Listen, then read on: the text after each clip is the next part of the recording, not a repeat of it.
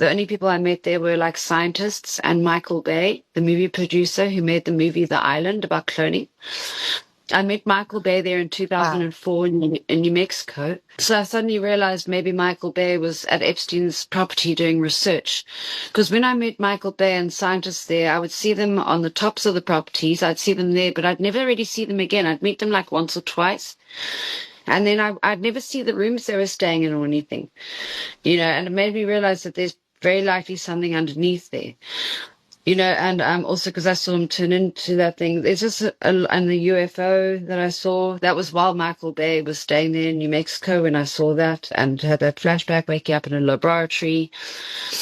Well, I saw in New Mexico, I saw a UFO in the sky. And then I've got that flashback weird memory waking up in a laboratory with 6 people in hazmat suits around me and a female doctor. And I couldn't move. I was like paralyzed and I was naked and I couldn't move. I couldn't talk. And then this doctor came near my head and she said, "Don't worry, everything's okay." And I was out again. And just after after just digging and digging and digging, I realized, if these bastards really do drink blood, if they really do kill children, it would make sense for them to have their own farm of humans. Epstein shapeshifted in front of me. It's very hard to understand if you haven't seen it. But I saw it. I want to be lie detected on this. But I've never seen anyone else turn into anything like that. And it happened. It was like a weird hologram and it had like big black eyes. If you look back through ancient history, you'll notice there are a lot of dragons. They only used to draw and depict what was real. Also, there's this article joking about Bush, Clinton and the Queen all being reptiles. Why do Hillary Clinton and Prince Andrew apparently not sweat?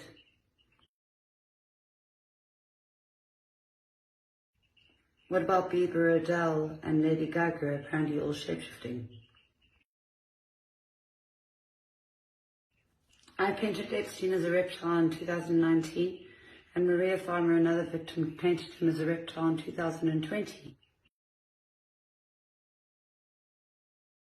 The Ars Goetia refers to the first book of the Lesser Key of Solomon, a 17th century grimoire detailing 72 demonic spirits, their sigils, and methods of summoning them for knowledge and power. These demons, often fallen angels, are depicted as powerful entities with specific ranks, kings, dukes, and the abilities influencing popular culture like Has-Been Hotel, demonology. Okay, so again, this is a book, a real book on occultism and demonology.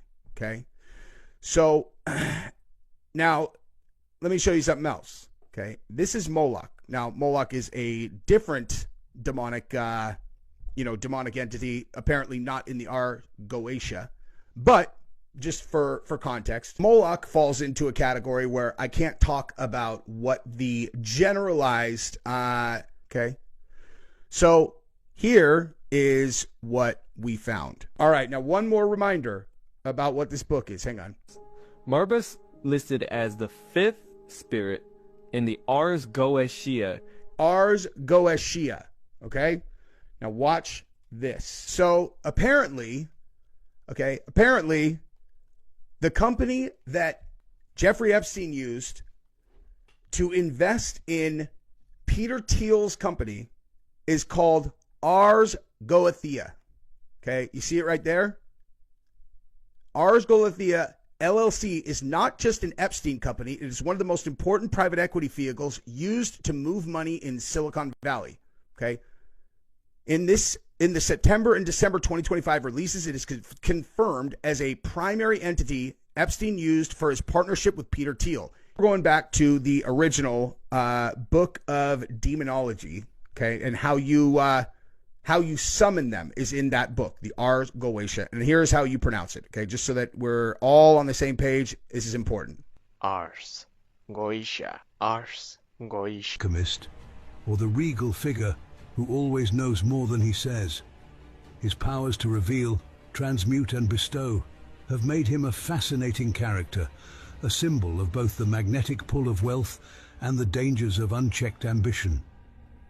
So, Whether you're trying to unlock the mysteries of time, transform your ordinary life into one of opulence, or gain recognition, Berith is the demon you might consider calling.